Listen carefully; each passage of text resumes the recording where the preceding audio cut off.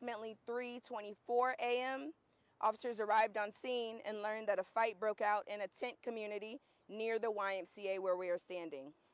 Officers located a person with obvious signs of trauma, and he appeared to be beyond help.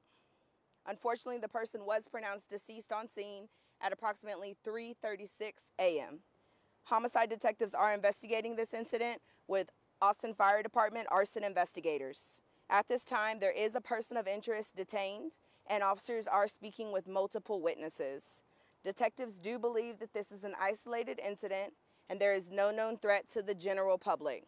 However, as always, we remind the public to remain vigilant.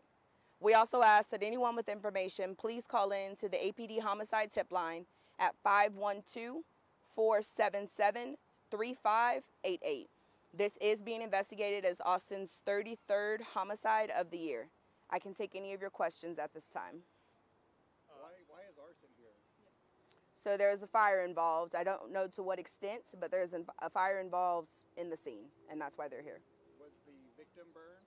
I cannot confirm that at this time. We're still working to determine that. How many people were involved in the altercation? Was it just the man who died and someone else, or was it multiple people? Sure. So the information I have available right now is that there were just 2 people involved in the altercation. However, maybe there were several others watching because there are witnesses that are speaking with detectives. Is it a fairly large tent community back there?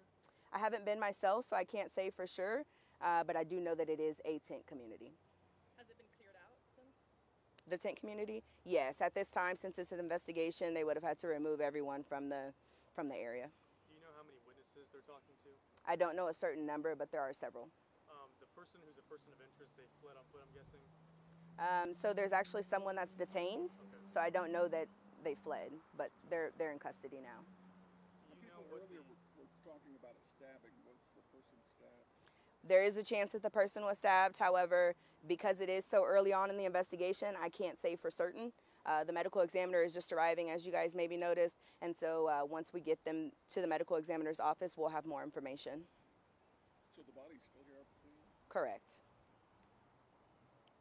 Very active scene still. Did someone at the YMCA call about this, or did someone in the tent community call to report it? Sure. I believe that someone in the tent community called. I believe one of the witnesses. And there were also reports of, like, I guess him having some sort of cardiac arrest. Is that something that...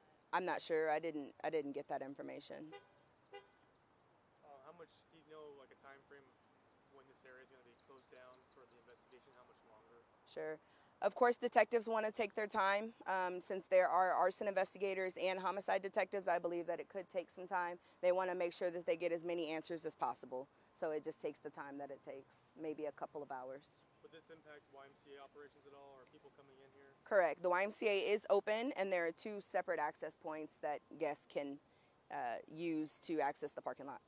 Now, did the incident happen here in this field, or did it happen in the tent community itself? So my understanding is that the tent community is just beyond this field that we can see with our eyes here, so right in that area.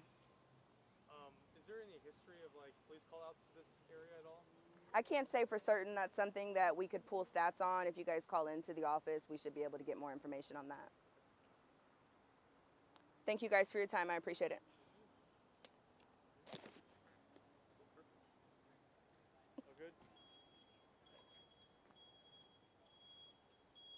Is tomorrow your last day on call? It was supposed to be, but